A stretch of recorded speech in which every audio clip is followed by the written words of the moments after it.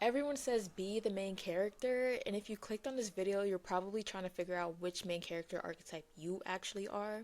The whole issue with this main character thing is that we treat the main character as if it's only one aesthetic. You know, the perfect feeds, the perfect routines. So that's why it feels so performative and confusing if that's not who you really are. And what people don't realize is that main character energy looks different for different people. You have a natural archetype, and once you know it, you can stop copying other people and start winning on your own terms. I actually built a quiz for this, and when I took it, the results were basically spot on. It explained the different strengths that I have and where I tend to trip myself up sometimes. So in this video, I'm going to break down the 5 main character archetypes, how to spot which one feels like you, and a link to the free quiz I made so that you can confirm which one you are today. So without further ado, let's get into the 5 core archetypes. Starting with what I like to call the CEO Muse. These are the people who have the big visions and they love the execution. They have the really big dreams, but at the same time, they love mapping out every single step to get there. They love thriving on structure, so that's one of their strengths. They love the calendars, the routine,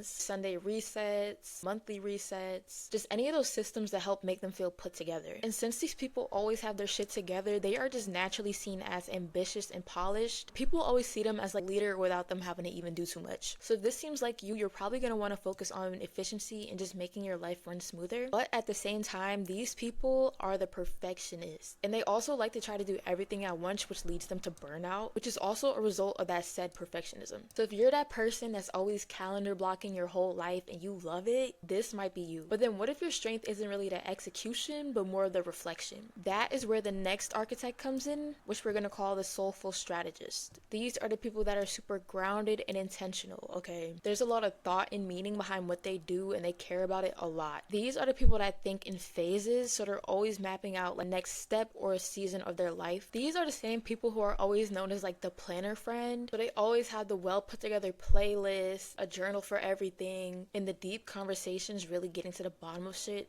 That's their thing. And these people also, they value alignment over aesthetics, so they don't care if it really looks good. They care more so if it feels good. But when it looks good and it feels good, yeah, that's it for them. But since these people love planning every single thing, the one thing that they really need to watch out for is spending too long thinking about things or waiting for the perfect timing. Because you guys need to realize that clarity comes from action and not planning. You could plan all you want, but at the end of the day, you're not going to really get that experience and feedback unless you do the thing. If you're the one that always has the journal prompt or the 5-phase plan, this is probably your vibe. But not everyone is a sit down and planner type of person. Some people like to figure it out in real time, and that messy building in public energy has its own superpower, and we are going to call that the it girl in progress. So like I said, the it girl in progress, these are the people who like to figure things out in real time, and some days they're feeling it, some days they're not. This is because they're super ambitious, but sometimes that overly like go energy kind of makes them overwhelmed. So some days they're that super duper productivity queen getting shit done, and then other days they sitting there scrolling on TikTok binging. But that's okay. It's all about balance. And these people, they don't have it all figured out. They're trying to do that in real time, but that's what makes them magnetic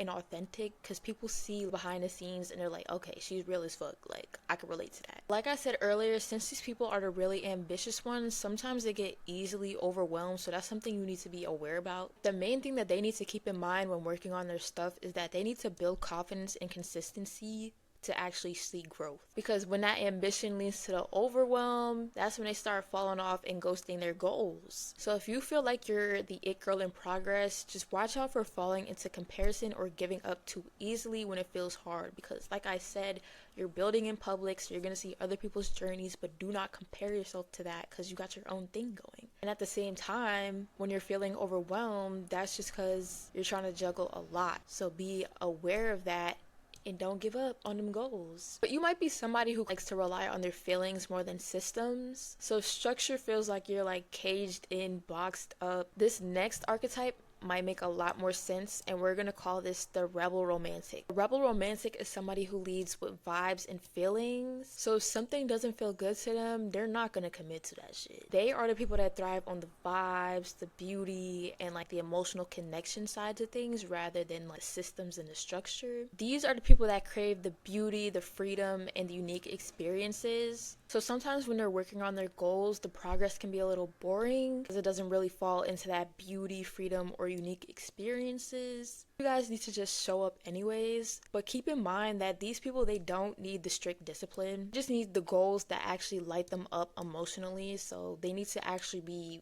in it and connected to that goal. They know deep down that it's not aligned with them. They're not feeling it.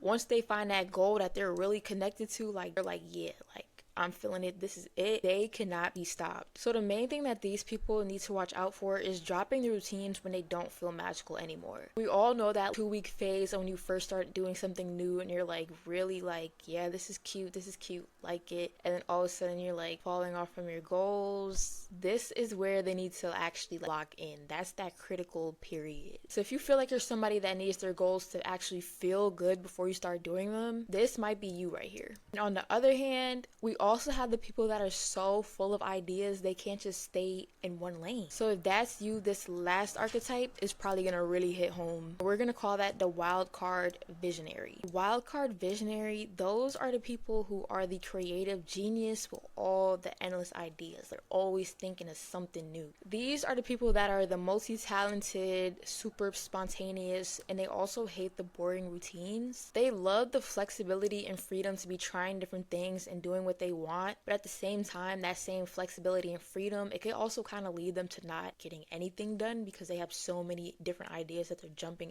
to. So the main thing that they need to work on is prioritizing and committing to actually finishing what they start, because these are the people that have like 20 half-finished projects and nothing that's actually completed to show for it. So their red flags that they need to watch out for is shiny object syndrome. They'll be in the middle of working on one thing, and then they'll see somebody doing something else and they're like, oh, I want to try that too. And then they jump from that first project to the second one. That never gets done. And the cycle just keeps happening, and then they just have nothing to show for it. They're not doing nothing. Like, they're doing a whole bunch of nothing. And the other thing that kind of trips them up is the procrastination disguised as research. These are the people that they have something that they want to do, and they're like, let me just learn a little bit more about it. Let me just watch one more video, and then I can start doing this. Let me just watch one more video, and then I'll feel ready enough to do this. Or I don't know if I should like start this yet. Let me do a practice thing real quick, and then like we could get it going. If you're somebody whose Google Docs or Notion or Notes app is just filled, it's just overflowing with half-finished ideas or ideas that you never even started, you are probably